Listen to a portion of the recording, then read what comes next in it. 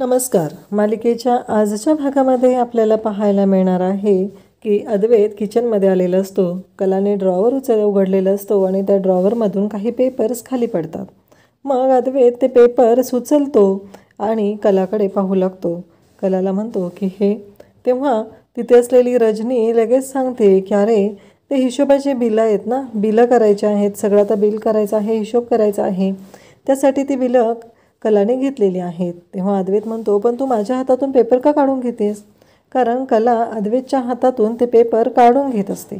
म्हणून अद्वैतला ते सगळं संशयास्पद वाटत असतं आणि अद्वैत तो प्रश्न कलाला विचारतो. पण कलाकडे काही उत्तर नसतं. कला म्हणते चल तुला दाखवते हिशोब कसा करायचा असतो. असं म्हणत कला अद्वैतला घेऊन आता डायनिंग टेबलकडे येऊ लागते आणि अद्वैतला सांगू लागते की हे बघ, ही बिलं आहेत आणि काय करायचं आहे ते. अद्वैतच्या मनात मात्र शंका आलेली असते आणि कलाला कळत नसतं की याला आता कसं समजून सांगायचं, कारण याने तर माझ्यावरती संशय घेतलेला आहे असं कलाला वाटत असतं.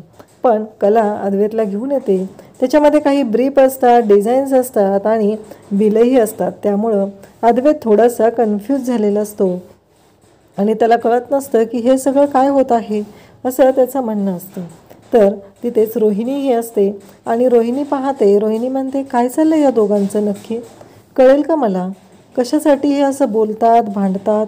आणि मग कला म्हणते की सुटले बाबा एकदाची, कारण अद्वैत तिथून निघून जातो आणि कला निघून गेल्यानंतर तिथे एक पेपर पडलेला असतो आणि त्या पेपरवरती तिथे आपल्याला पाहायला मिळतं ते म्हणजे डिझाईन असतं, ज्वेलरीचं डिझाईन. आणि आता तो पेपर जेव्हा रोहिणीच्या हाती लागतो तेव्हा तिला धक्का बसतो. म्हणजे तिच्या लक्षात येतं की हिने हिशोब करत नव्हती तर हे पेपर्स हिच्या हातात होते. म्हणजे सकाळपासून ती कोणतं काम करत होती याचा अंदाज रोहिणीला आलेला असतो. आणि रोहिणी म्हणते की आत्ता एवढं भुसभुशीत लागलं तर खाण्याला पाहिजेच. म्हणजे आता रोहिणीने प्लॅन केलेला आहे की हे सगळं सत्य घरातल्यांच्या समोर आणायचं. आणि रोहिणीसाठी घरातले म्हणजे सरोजच्या समोर हे सत्य आणलं की नक्कीच राडा होणार आहे याची खात्री रोहिणीला असते आणि रोहिणी तोच विचार करते. अद्वैत आता कॅफेमध्ये आलेला असतो. त्याने एक चिकन सँडविच आणि ब्लॅक कॉफीची ऑर्डर दिलेली असते आणि तो ऑर्डर देतो आणि त्यावेळेस पाहतो तर वेटर म्हणून जी आलेली असते ती कला असते. अद्वैतलाही धक्का बसतो. अद्वैत म्हणू लागतो की हे काय आहे, कसं शक्य आहे, आणि तो खरे असे हाक मारतो तर खरंच कला तिथं पोचलेली असते आणि कलाला पाहून अद्वैतला पण धक्का बसतो. अद्वैत पण विचार करू लागतो की नक्की हे काय झालं आहे असा त्याच्या डोक्यात विचार येतो आणि तो म्हणतो की नाही, नक्कीच काहीतरी गोष्ट वेगळी आहे जी माझ्या लक्षात येत नाही. आणि तो किचनच्या बाजूला जाऊ लागतो. तिथे दुसरा वेटर असतो आणि तो म्हणतो की किचनमध्ये नॉट अलाउड, तुम्ही किचनमध्ये नाही जाऊ शकत. तेव्हा अद्वैत म्हणतो अहो प्लीज प्लीज, पण तो ऐकतच नाही. मग अद्वैत विचार करतो की नाही, काहीतरी वेगळं आहे, आता मला वेगळा विचार केला पाहिजे. आणि तो तिथे कॅफेचा जो मालक आहे त्याच्याकडे जातो आणि त्याच्याशी बोलू लागतो. त्याला विचारू लागतो की आत्ता जी मुलगी काम करत होती तिचं नाव काय, माझ्याकडे ऑर्डर घ्यायला आलेली. तेव्हा कॅफेचे मालक सांगू लागतात की नाही, मी त्यांचं नाव तसं सांगू शकत नाही, आमच्या कॅफेच्या काही पॉलिसीज आहेत ना, त्याच्यामुळं ते सांगता येत नाही असं तो अद्वैतला सांगतो. अद्वैत म्हणतो नाही, मला विश्वास माहिती आहे, माझा स्वतःवरती विश्वास आहे की ती खरेच होती, मला खात्री आहे की ती खरेच होती, कारण तिचे डोळे मी ओळखलेले होते आणि माझे डोळे मला कधीच खोटं बोलणार नाहीत असं अद्वैत सांगत असतो.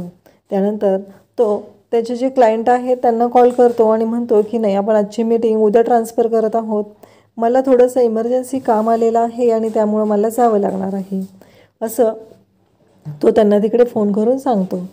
तेव्हा अद्वैतने आता मीटिंग कॅन्सल केलेली आहे आणि कलाच्या लक्षात येतं म्हणजे हा चांदेकर नक्कीच घरी जाणार आणि त्याला जर मी घरी दिसली नाही तर तो गोंधळ घालणार, ही गोष्ट कलाच्या लक्षात आलेली असते. आणि आता अद्वैत पण म्हणतो की मी आधी घरी पोचतो आणि मग हिला रंग्यात पकडतो, त्याशिवाय कळणार नाही असं म्हणत अद्वैत आता घरी जायला निघतो. कला म्हणते माझं पण काम झालेलं आहे, हा चांदेकर पोचायच्या आधी मला घरी पोचलं पाहिजे.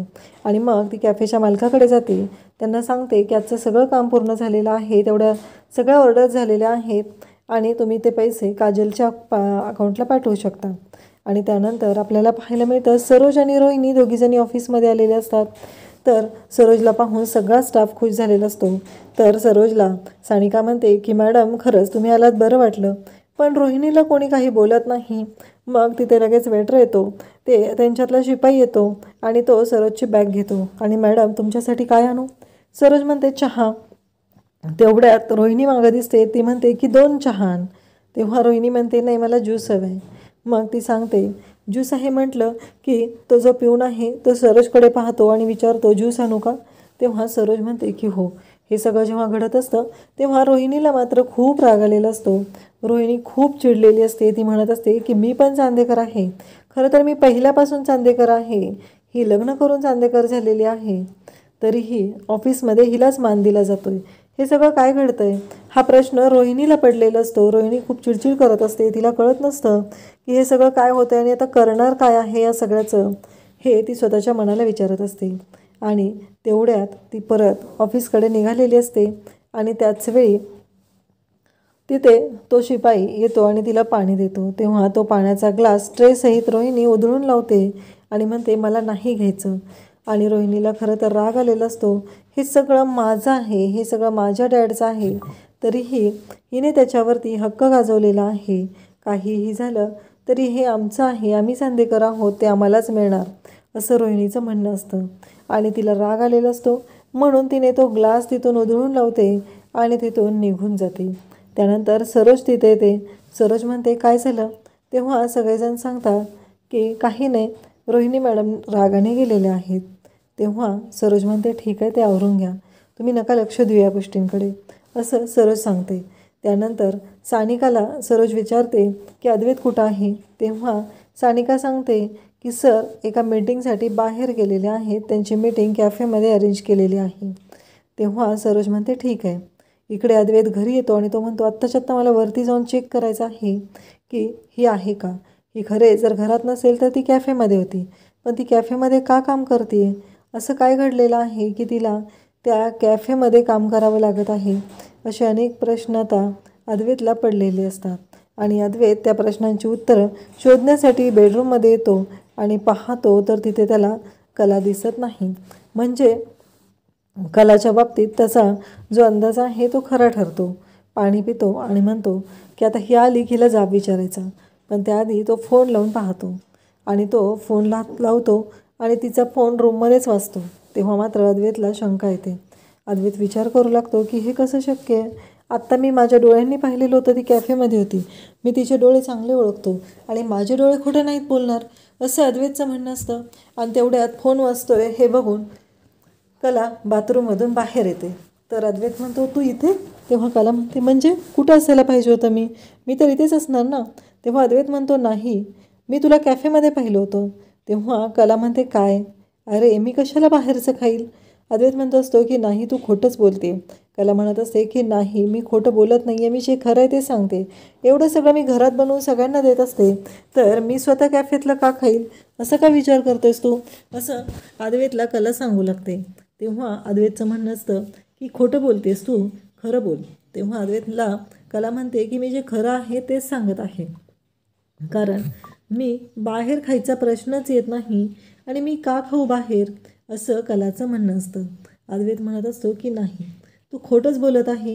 अद्वैत मात्र ठाम असतो. त्याचं असं म्हणणं असतं की कला खोटं बोलते.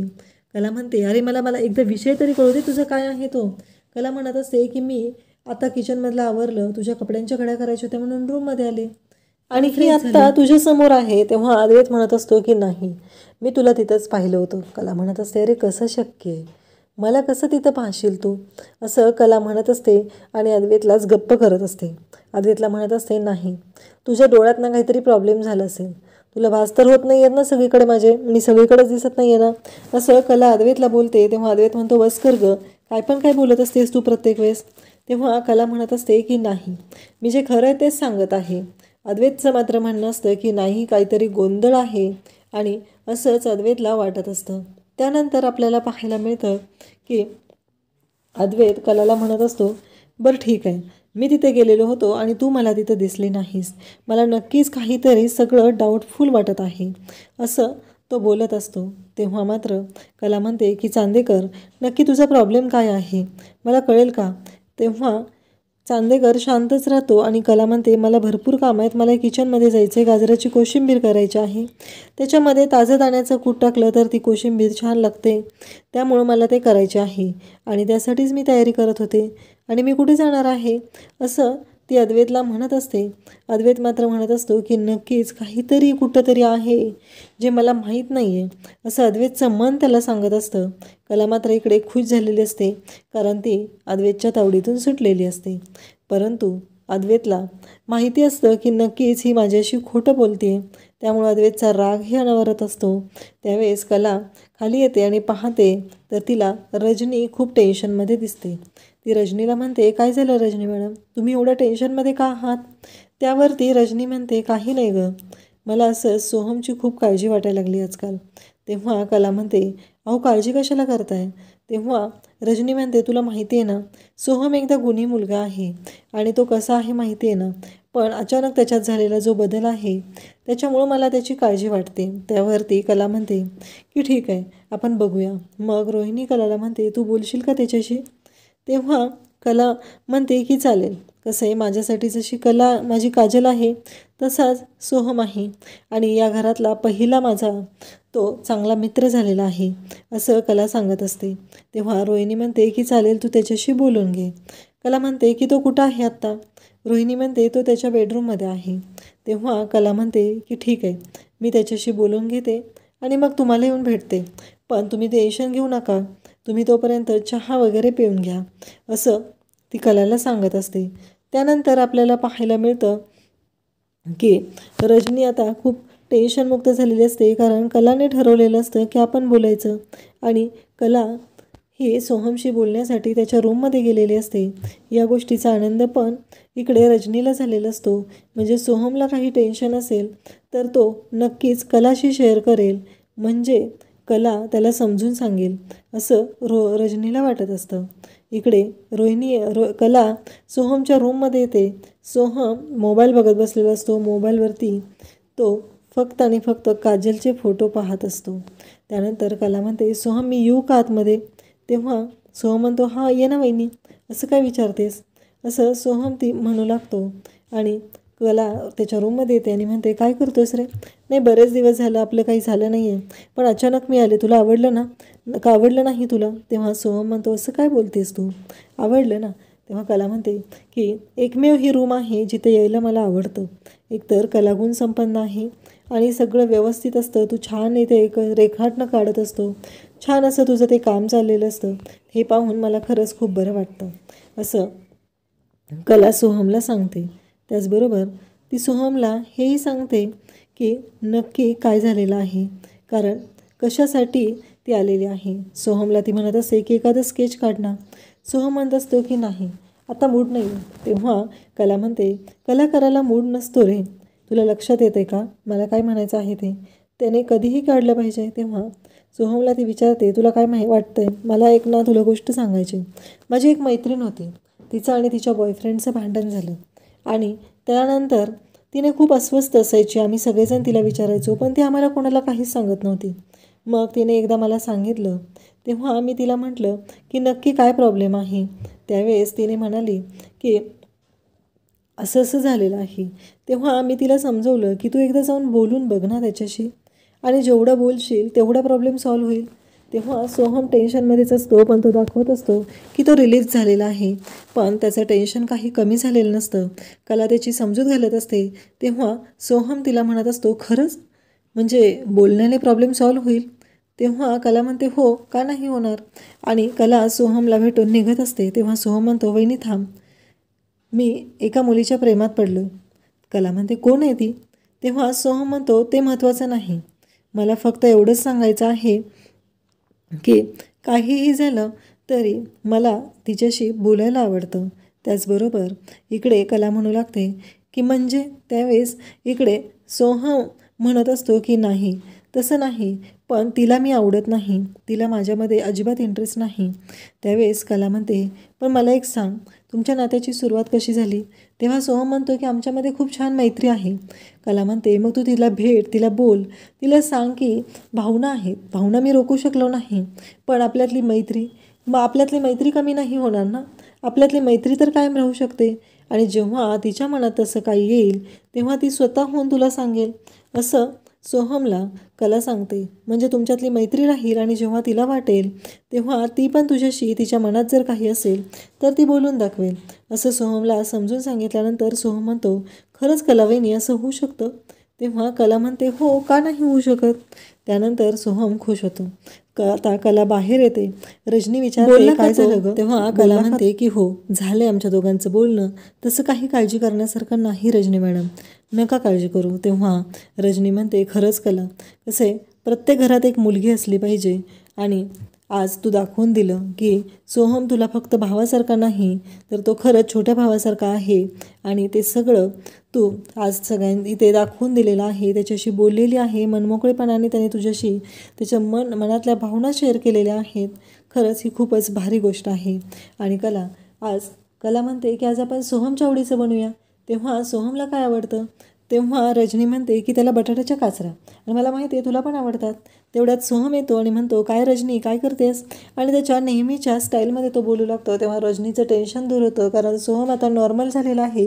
ही गोष्ट रजनीला कळलेली असते. तेव्हा रजनी म्हणते की खरंच आज बरं वाटलं मला, कारण कलाने हा प्रॉब्लेम एका चुटकीसरशी सॉल्व केलेला आहे आणि सोहम पण नॉर्मल झालेला आहे आणि तो अगदी व्यवस्थित बोलू लागलेला आहे. ही गोष्ट जेव्हा आता रजनीला कळते तेव्हा रजनी पण खुश होते. रजनी म्हणते की खरंच बरं झालं. आणि इकडे तो सांगतो की रजनी सांगते की तुझ्या कलावहिनीला पण बटाट्याच्या काचऱ्या आवडतात. तुमच्या दोघांच्या आवडीचंच बनवणार आहे मी. सोहम खुश होतो. सोहम म्हणतो, चालेल. तेवढ्यात अद्वैत तिथं आलेला असतो आणि कला म्हणत असते की मी आता बिलं घेते आणि हिशोब करायला घेते. तेव्हा रजनी म्हणते की चालेल, तू घे हिशोब करायला, मी आहे, मी तोपर्यंत बाकीच्या गोष्टी बघते. अद्वैत तिथं आलेला असतो आणि कला जेव्हा ते हिशोबाचे पेपर्स आणि डायरी घेत असते तेव्हा त्यातील काही पेपर्स खाली पडतात. अद्वैत ते पेपर उचलतो. ते कलाला माहिती असतं की ते पेपर कशाचे आहेत ते, आणि मग कला अद्वैतकडे पाहू लागते आणि अद्वैतने ते पेपर उचललेले आहेत. त्यामुळं कलाच्या मात्र जामा शिट्ट्या वाजलेल्या असतात. तिला कळायचं बंद झालेलं असतं की आता या चांदेकरला मी काय उत्तर देणार आहे, मी या चांदेकरला कसं सांगू. त्यावेळेस अद्वैत विचारतो, हे काय आहे आणि तू माझ्या हातातून का खेचून घेतेस ते पेपर? तर इकडे रजनी सांगते की अरे, ते हिशोबाचे पेपर्स आहेत, आता बिलं करायचे आहेत ना, त्यासाठी गोळा केलेले आहेत आणि हिशोब करायला घेतो आहे मी. तेव्हा अद्वैत म्हणतो की पण तिने माझ्या हातात का काढून घेते? तेव्हा कला म्हणते, चल तुला दाखवते हिशोब कसा करायचा आहे ते, असं म्हणत ती अद्वैतला घेऊन जात असते. तेव्हा रजनी तिथं असते. रजनी म्हणते, काय रे, लहान मुलांसारखं भांडत असतं. तुमचं भांडण बघून पण ना मला कधी कधी कळतच नाही आहे की नक्की तुम्ही कसं भांडताय आणि काय चाललेलं असतंय ते. त्यावेळेस कला म्हणते, चांदेकर. तेव्हा त्याचा हात पकडते आणि त्याला खेचत डायनिंग टेबलच्या इकडे घेऊन जाते आणि म्हणते, चल, असं म्हणत ती घेऊन आलेली असते आणि त्याला म्हणते, बस आता, सांग मला यातली बिलं, आपण बिलं करून घेऊया, म्हणजे सगळं व्यवस्थित होईल आणि तुझ्याही लक्षात येतील काही नवीन नवीन गोष्टी, असं म्हणत ती अद्वैतलाच कामाला लावत असते. आणि तिथे असलेली रोहिणी मात्र या दोघांना पाहत असते. रोहिणीच्या मनात ऑलरेडी राग असतो. तिला अजिबात पटलेलं नसतं की सरोजला मान मिळतोय आणि मला मिळत नाही. या गोष्टीमुळं ती अस्वस्थ झालेली असते. आणि त्यानंतर आपल्याला पाहायला मिळतं की अद्वैत हा कलाकडे पाहत असतो. कलाने ते पेपर्स त्याला दाखवलेले असतात, पण कलाने पण हुशारीने ते पेपर्स वेगळेच घेतलेले असतात. रजनी तिथं आलेले असते. म्हणत असते, मला कळतच नाही आहे तुमच्या दोघांचं भांडण झालं आहे का नाही, नक्की तुम्ही काय करता हेच माझ्या लक्षात येत नाही. आणि आता कला तिथून उठून जाते. तिथून एक पेपर खाली पडतो आणि तो खाली पडलेला पेपर जाऊन रोहिणी उचलते. रोहिणी तो पेपर उचलते आणि तो असतो डिझाईनचा पेपर. रोहिणी म्हणते, म्हणजे हे काय? कारण हिने तर आता अद्वैतला सांगितलं होतं ती हिशोब करत आहे, आणि मग हे डिझाईन कसलं आहे? आणि रोहिणी तो पेपर उचलते आणि तो पेपर घेऊन ती म्हणते की आता मी दाखवून देते की मी काय करू शकते ते. आणि असं तिचं म्हणणं असतं, कारण काही झालं तरी तिला माहिती आहे की ते जे पेपर्स आहेत ते कोणाचे आहेत आणि हे डिझाईनचे पेपर म्हणजे कला घरात कोणालाही न सांगता डिझाईन बनवत आहे हे आता रोहिणीला कळलेलं असतं. आणि ती म्हणत असते की आता पोकळ आहे तर आता खोदलं पाहिजे, असं तिचं म्हणणं असतं. इकडे कला किचनमध्ये आलेली असते आणि रजनी आणि कला दोघीजणी किचनमध्ये काम करू लागतात. अशाच अपडेटसाठी चॅनलला सबस्क्राईब करा. थँक्यू.